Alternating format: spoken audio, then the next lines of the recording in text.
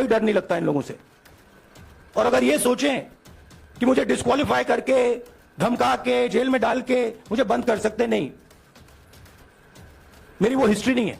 ये ओबीसी का मामला नहीं है, ये नरेंद्र मोदी जी और अदानी जी के रिश्ते का मामला है। कोर्ट में आपसे कहा गया माफी मांग लेते, तो जब ये लोग कहते हैं राहुल गांधी माफी मांग लेते, तो राहुल गांधी क्या सोचते हैं?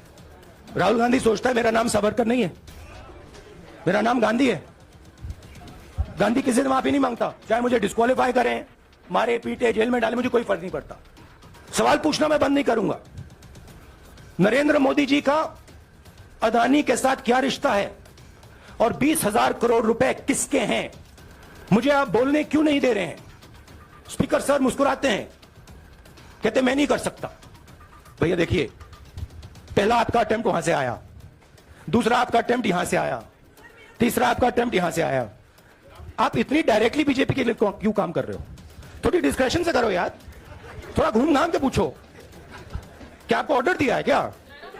देखो मुस्कुरा रहे हैं, घूम घाम। मैं आपको उदाहरण देता हूं, आप थोड़ा घूम घाम के निकाल नुकुल बोलो। देखो ऐसे बोलो पहले, राहुल जी, हाँ, तो please please, if you want to work for the BJP, then bring a BJP flag symbol here and put it on your chest. Then I'll answer you the same way I answer them. Don't pretend to be a pressman. नमस्कार दोस्तों, सूरत court से मिली सजा के बाद, संसद से सदस्यता खत्म होने के बाद क्या करेंगे राहुल गांधी? अगर ऊंची अदालत से उनके सजा रद्द नहीं हुई और उनके सदस्यता फिर से बहाल नहीं हुई, तब क्या करेंगे राहुल? अगर केरल की उनकी सीट पर चुनाव आयोग ने चुनाव कराने का ऐलान कर दिया, तब क्या करेंगे राहुल गांधी? अगर राहुल की सजा कायम रह गई और अगले 8 साल तक राहुल गांधी चुनाव नहीं लड़ पाए, तब क्या करेंगे राहुल गांधी? मोदी की ताकत से अब कैसे लड़ेंगे राहुल गांधी? क्या माफी मांगकर बचना चाहेंगे राहुल गांधी? ऐसे कई सवाल राहुल गांधी को लेकर बीते 48 घंटे से पूछे जा रहे हैं। सजा के ऐलान और सदस्यता रद्द होने के बाद आज पहली बार राहुल गांधी मीडिया के सामने आए हैं। करीब 30 मिनट की प्रेस कॉन्फ्रेंस में राहुल गांधी ने इन सारे सवालों के जवाब दिए। राहुल जब कांग्रेस मुख्यालय में अपनी बात कहने आए, तो छत्तीसगढ़ के सीएम भूपेश बघेल, राजस्थान के सीएम अशोक गहलोत, जयराम रमेश समेत कांग्रेस के कई नेता मंच पर मौजूद थे। प्रियंका गांधी मंच के पास ही नीचे बैठी थी और सवाल जवाब के दौर को सुन रही थी, देख रही थी। सब कुछ लाइव था। राहुल गांधी ने बार बार यही दोहराया कि उन्होंने मोदी और अडानी के रिश्ते को लेकर सवाल पूछे थे, इसलिए उन्हें संसद से बाहर करवाने का तरीका अख्तियार किया गया। राहुल ने बार बार यह भी कहा कि मैं मोदी और अडानी के रिश्ते को लेकर सवाल पूछता रहूंगा, किसी से नहीं डरूंगा, किसी की परवाह नहीं करूंगा। एक सवाल के जवाब में राहुल ने यह भी कहा कि चाहे मुझे मारें, पीटें, जेल में डालें, डिस्क्वालीफाई करें, परमानेंटली डिस्क्वालीफाई करें, मैं तपस्या करता रहूंगा। इस देश ने मुझे बहुत कुछ दिया है, मैं अपनी बात कहने से नहीं हिचकूंगा। राहुल से जब पत्रकारों ने कहा कि बीजेपी तो कह रही है कानून ने अपना काम किया है, तो उन्होंने मीडिया की भूमिका पर भी तंज किया और कहा कि मेरे अगले स्पीच से पीएम डरे हुए थे कि कहीं मैं अडानी पर फिर से न बोल दूं। वो नहीं चाहते थे कि मैं संसद में अडानी पर ऐसा कुछ बोलूं। मोदी और अडानी के बीच गहरा रिश्ता है और यही सवाल मैं पूछ रहा हूं और बार बार पूछूंगा। आपको याद ही होगा कि लंदन में राहुल के बयान के बाद जब बीजेपी ने संसद में बवाल मचाया था और मोदी सरकार के मंत्रियों ने राहुल को एंटी नेशनल तक कह दिया था, राजनाथ सिंह से लेकर दिग्गज मंत्रियों ने संसद में राहुल को लेकर तमाम बयान दिए, तब राहुल गांधी ने मीडिया के सामने आकर कहा था कि मैंने कुछ भी गलत नहीं कहा है, यह सब अडानी के मुद्दे से ध्यान भटकाने के लिए किया जा रहा है। संसद सदस्य होने के नाते मैं संसद में ही अपनी बात रखना चाहता हूं। यह अलग बात है कि राहुल को संसद में बोलने का मौका तो नहीं मिला, लेकिन इस बीच उनकी सदस्यता ही रद्द हो गई। कोर्ट की कहानी, तारीखों की कहानी एक दूसरे वीडियो में है, आप देख सकते हैं। लेकिन राहुल अब संसद सदस्य नहीं है, न संसद में रहेंगे, न सवाल पूछेंगे, किस्सा ही खत्म। अडानी भी खुश, बीजेपी नेता भी खुश, मोदी तो पहले ही अडानी के मुद्दे पर मौन है। लेकिन राहुल की बातों से यह साफ हो गया कि कांग्रेस पार्टी और राहुल गांधी के लिए अडानी कांड मोदी और अडानी का रिश्ता सबसे बड़ा मुद्दा है। यही बात राहुल गांधी दोहराते रहे। राहुल गांधी ने अडानी की डिफेंस कंपनी में मॉरिशस की एलारा कंपनी को के मालिकाना हक को लेकर, को ऑनर होने को लेकर सवाल उठाया और बार बार पूछा कि अडानी की शेल कंपनी में 20,000 करोड़ किसने इन्वेस्ट किया। देश को जवाब चाहिए। डिफेंस सेक्टर में एलारा कैपिटल को ऑनर बनाने के बारे में इंडियन एक्सप्रेस ने कुछ दिन पहले विस्तार से खबर छापी थी। तब भी सवाल उठा था कि देश के डिफेंस सेक्टर में किसी ऐसी कंपनी का पैसा कैसे लग सकता है। तब भी राहुल गांधी और प्रियंका गांधी ने और कांग्रेस के कुछ नेताओं ने एलारा कंपनी से अडानी के रिश्ते को लेकर सवाल उठाए थे। प्रियंका गांधी ने भी पूछा था अडानी के इस ग्रुप को इसरो, डीआरडीओ और रक्षा क्षेत्र में महत्वपूर्ण ठेके कैसे मिले। लेकिन सरकार ने जब अडानी के मुद्दे पर जवाब देना जरूरी नहीं समझा तो एलारा की बात कौन करता। बात दब गई। लेकिन राहुल गांधी ने आज फिर इसी मुद्दे को बार बार उठाने की कोशिश की। राहुल गांधी ने पूरे तेवर के साथ कहा कि मुझे स्थायी तौर पर यह अयोग्य घोषित करवा देंगे तो भी मैं अपना काम करूंगा। यह पैनिक रिएक्शन है मोदी का। मोदी डर गए हैं कि कहीं उनकी पोल न खुल जाए। जनता के मन में सवाल है कि अडानी को मोदी क्यों बचा रहे हैं। अडानी पर हमला देश पर हमला है। इसका मतलब इनके दिमाग में अडानी देश है और देश ही अडानी है। इस तरह की बातें भी राहुल गांधी ने कही। तो कुल मिलाकर राहुल गांधी ने अपना रुख साफ कर दिया है और अब मैं चाहता हूं कि आप भी राहुल गांधी की बात और सवाल जवाब के दौर को देखिए, सुनिए और सोचिए कि देश के प्रधानमंत्री मोदी जो अब पूरे 9 साल तक इस देश की सत्ता पर बैठे हैं, होने जा रहे हैं, अगले महीने 9 साल हो जाएंगे मई में, प्रधानमंत्री ने अब तक एक बार भी प्रेस कॉन्फ्रेंस करके मीडिया के सामने आने की जरूरत नहीं समझी, जहमत मोल नहीं ली। प्रधानमंत्री से सैकड़ों सवाल पूछे जा सकते हैं। प्रधानमंत्री के दावों, वादों, सरकार की नीतियों, ऊंची उड़ान वाले बड़े बड़े हवाई दावे, सब कुछ। लेकिन प्रधानमंत्री कभी मीडिया के सामने नहीं आते, कभी सवालों के जवाब नहीं देते, कभी ऐसे लाइव इंटरेक्शन जैसे राहुल गांधी ने किया नहीं करते। वो भी तब पत्रकारों से मिलते हैं, चुनिंदा पत्रकारों से, जो उनसे चुनिंदा सवाल पूछते हैं, उनकी कविताओं पर, उनकी सेहत पर। और कोई एक्टर भी मिलता है, आम कैसे खाते हैं, चूस कर खाते हैं या काट कर खाते हैं। ऐसे सवाल मोदी ऐसे सवाल वालों से मिलते हैं। लेकिन राहुल गांधी ने सवालों का सामना तो किया। यह अलग बात है कि मीडिया का बड़ा तबका, मैंने पिछले वीडियो में भी बताया है, राहुल गांधी की घेराबंदी में जुटा है, क्योंकि बीजेपी राहुल गांधी की घेराबंदी में जुटी है। लेकिन राहुल गांधी ने क्या कहा, सुनिए विस्तार से। मैंने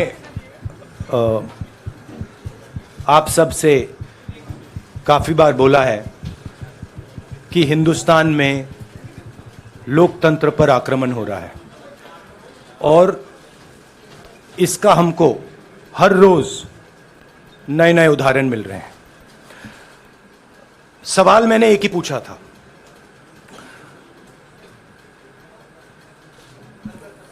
फाउंडेशन पे जाता हूं, अदानी जी की शेल कंपनीज हैं, अदानी जी की शेल कंपनीज हैं, उसमें 20,000 करोड़ रुपया किसी ने इन्वेस्ट किया। अदानी जी का पैसा नहीं है, अदानी जी का इंफ्रास्ट्रक्चर बिजनेस है, पैसा किसी और का है। सवाल यह है, ये जो 20,000 करोड़ रुपए हैं ये किसके हैं, यह सवाल मैंने पूछा। मैंने पार्लियामेंट हाउस में प्रूफ देके, जो मीडिया रिपोर्ट से मैंने निकाला, अदानी जी और नरेंद्र मोदी जी के रिश्ते के बारे में डिटेल में बोला। रिश्ता नया नहीं है, रिश्ता पुराना है। जब नरेंद्र मोदी जी गुजरात के सीएम बने थे तब से रिश्ता है और उसके बहुत सारे पब्लिक प्रूफ्स हैं। हवाई जहाज में मैंने फोटो दिखाई, नरेंद्र मोदी जी बड़े कंफर्ट में बैठे हुए थे अपने दोस्त, अपने मित्र के साथ। पार्लियामेंट में मैंने दिखाई। यह सवाल मैंने पूछा। फिर मेरी स्पीच को एक्सपंज किया गया। मैंने स्पीकर को डिटेल चिट्ठी लिखी, पॉइंट बाय पॉइंट, कि मैंने कहा कि एयरपोर्ट्स अदानी जी को रूल बदल के दिए गए हैं। ये लीजिए रूल की कॉपी जिसको बदला गया है। चिट्ठी लिखी, कोई फर्क नहीं पड़ा। फिर मेरे बारे में मंत्रियों ने पार्लियामेंट में झूठ बोला कि मैंने विदेशी ताकतों से मदद मांगी। मैंने ऐसी कोई बात नहीं की है। मैंने कहा स्पीकर से, मैंने जाके कहा स्पीकर सर, पार्लियामेंट का नियम है कि अगर किसी मेंबर पर कोई एक्यूजेशन लगाता है तो उस मेंबर को जवाब देने का हक होता है। मैंने एक चिट्ठी लिखी, उस चिट्ठी का जवाब नहीं आया। दूसरी चिट्ठी लिखी, उस चिट्ठी का जवाब नहीं आया। फिर मैं स्पीकर के चैम्बर में गया।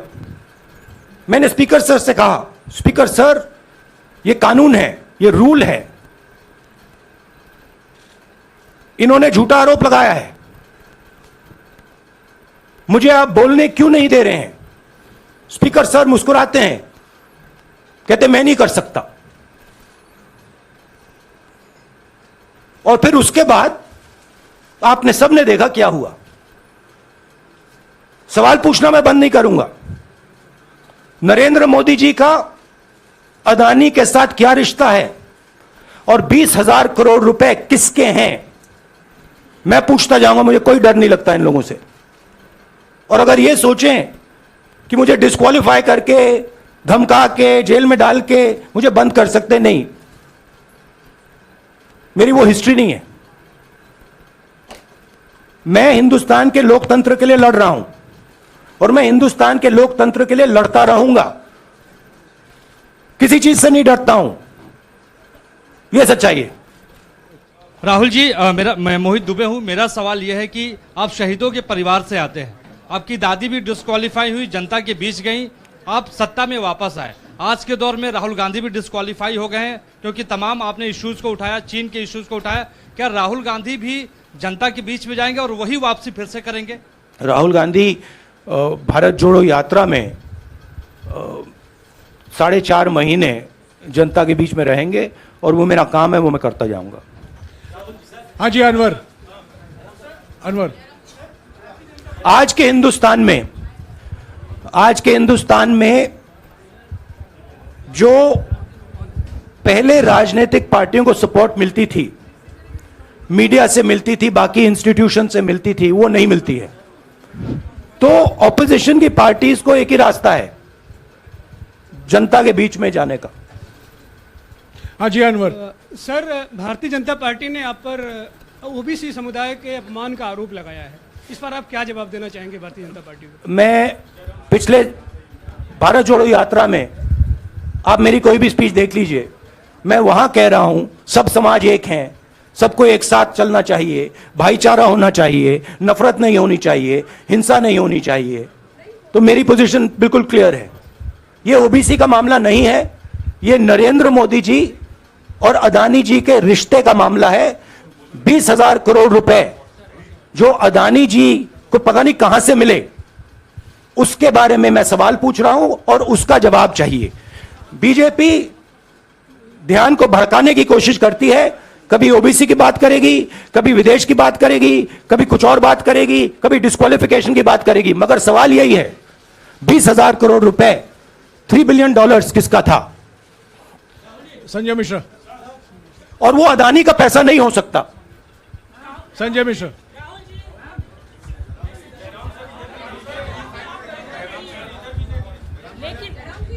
आपने कहा आप डरते नहीं हैं, लेकिन स्टेट के टारगेट पे हैं और स्टेट आपके खिलाफ है, पूरी स्टेट, पूरी मशीनरी आपके खिलाफ है। ऐसे में आपके सामने चैलेंजेस बहुत बड़ा है, तो रास्ता क्या है, रणनीति क्या है? देखिए भैया,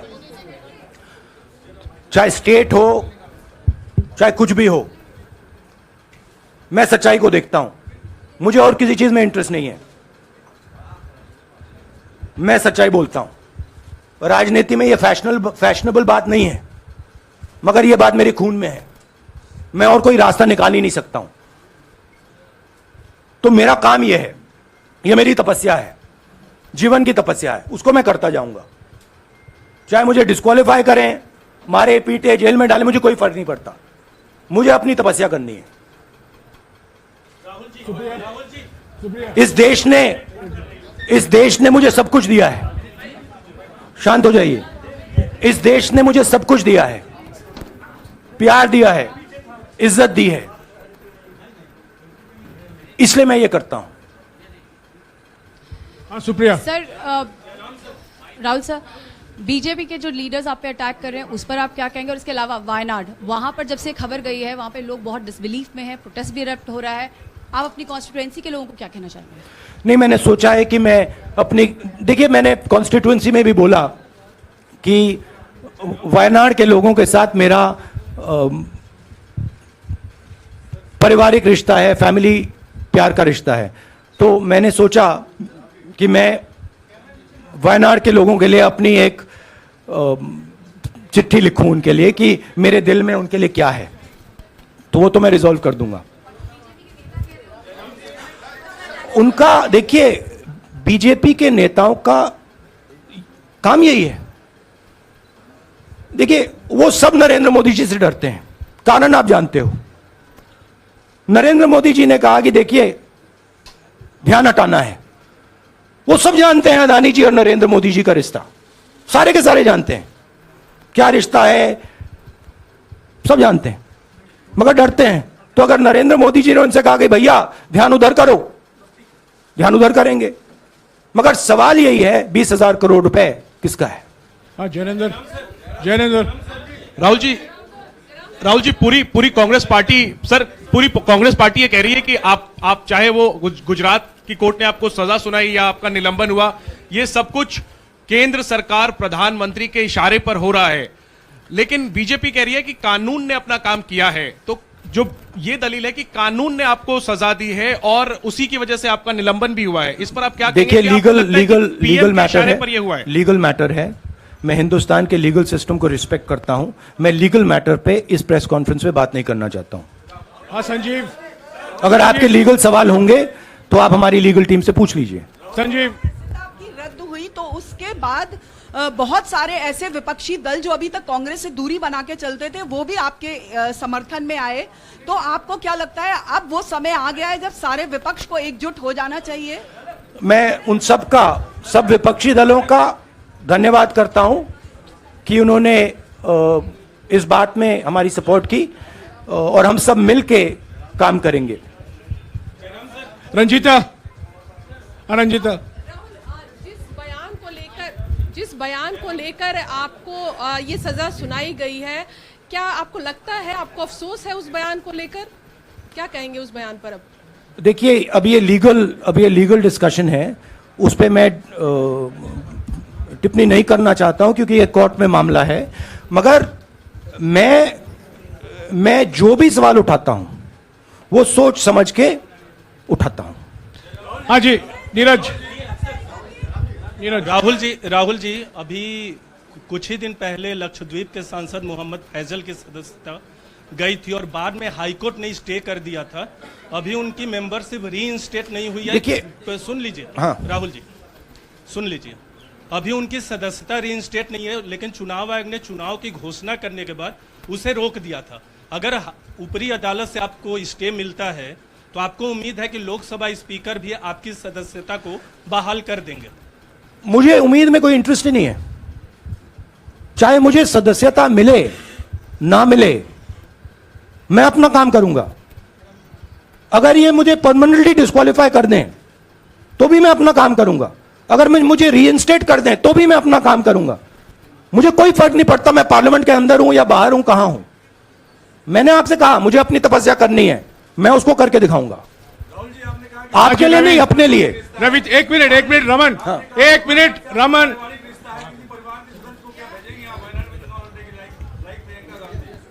it is not up to me, it is up to Congress president कौन जाएंगे। राहुल जी मेरा सवाल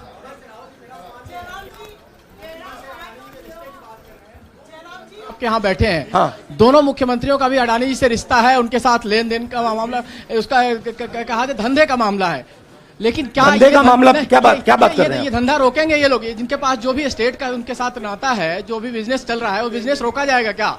देखिए, सिंपल सी बात है, आप डिस्ट्रैक्ट करने की कोशिश मत कीजिए। 20,000 करोड़ रुपए अदानी जी की शेल कंपनीज में कहां से आए? आप इंक्वायरी कीजिए। अगर बात निकली कि हमारे चीफ मिनिस्टर का पैसा है तो इनको जेल में डाल दीजिए। अगर बात निकली तो किसी और का पैसा है तो उसको जेल में डालिए। हाँ Siddharth sir, Rahul sir please madam, एक मिनट। मैडम आप लोकतंत्र को समझिए। ये जो पैनिक रिएक्शन इन्होंने किया है नरेंद्र मोदी जी ने, इससे सबसे ज्यादा फायदा मिलेगा विपक्ष को। ये इन्होंने हमें हथियार पकड़ा दिया है। ये आप बात समझिए। ये मोदी जी पैनिक में आ गए कि बात निकल जाएगी, ये 20,000 करोड़ रुपए किसके हैं, डर गए, घबरा गए, इन्होंने पूरा सीक्वेंस शुरू कर दिया। ये विपक्ष को सबसे बड़ा इन्होंने हथियार दिया है राहुल जी, क्योंकि जनता के माइंड में अब एक सवाल आ गया है कि जनता जानती है कि अदानी जी भ्रष्ट व्यक्ति है। अब जनता के माइंड में यह सवाल उठा है कि इस भ्रष्ट व्यक्ति को हिंदुस्तान का प्रधानमंत्री क्यों बचा रहा है। यह मतलब अब सब कुछ बीजेपी के लोग, नरेंद्र मोदी जी सब कुछ इस व्यक्ति को बचाने के लिए क्यों कर रहे हैं। दूसरा सवाल, बीजेपी के लोगों ने कहा कि अदानी पर आक्रमण देश पर आक्रमण है। मतलब इनके माइंड में देश अदानी है और अदानी देश है। बात समझिए राहुल जी, मेरा सवाल आपसे ये है कि जब आप ये फैसला सामने आया, आपको मैक्सिमम पनिशमेंट जो है इसमें जो हो सकती है वो आपके लिए मुकर्रर की गई। इस बीच कई लोगों ने यह भी कहा, आपके पार्टी के भी एक सांसद ने कहा कि कम से कम जज को यह देखना चाहिए था कि सामने जो शख्स है वो एक गांधी परिवार से आता है। इस पर आप क्या कहेंगे? और आपको लगता है मैक्सिमम पनिशमेंट जो है आपके केस में, मैक्सिमम पनिशमेंट आपके लिए मुकर्रर की गई, क्या आपको इसके पीछे क्या कहना है आपका? वही मैंने कहा, अगर डिस्ट्रैक्शन करना है, मैक्सिमम पनिशमेंट की तो जरूरत है। मिनिमम पनिशमेंट से बात थोड़ी बनेगी। मैं तो सोच रहा था भैया 5 साल होते, 7 साल होते, 10 साल होते, वो भी मिल जाता। मुझे क्या फर्क पड़ रहा है। हाँ रवि सिसोदिया जी को दे दो। राहुल जी जो जजमेंट आया उसको लेकर बीजेपी ने उसको किया है कि आपने ओबीसी का अपमान किया। पूरे देश में प्रेस कॉन्फ्रेंस करने की तैयारी कर रहे हैं कि आपने ओबीसी का अपमान किया था। भैया देखिए, पहला आपका अटेम्प्ट वहां से आया, दूसरा आपका अटेम्प्ट यहां से आया, तीसरा आपका अटेम्प्ट यहां से आया। आप इतनी डायरेक्टली बीजेपी के लिए क्यों काम कर रहे हो? थोड़ी डिस्कशन से करो यार, थोड़ा घूम घाम के पूछो। क्या आपको ऑर्डर दिया है क्या? देखो मुस्कुरा रहे हैं।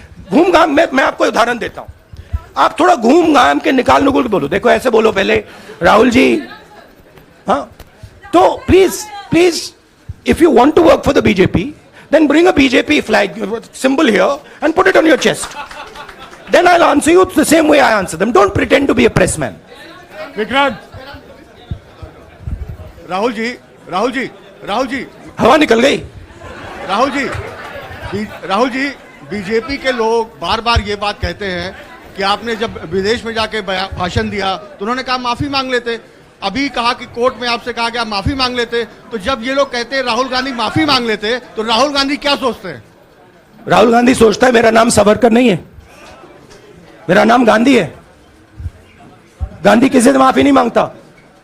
और मैंने कहा, पार्लियामेंट हाउस में कहा कि भैया मुझे बोलने दीजिए ना, एक बार तो बोलने दीजिए।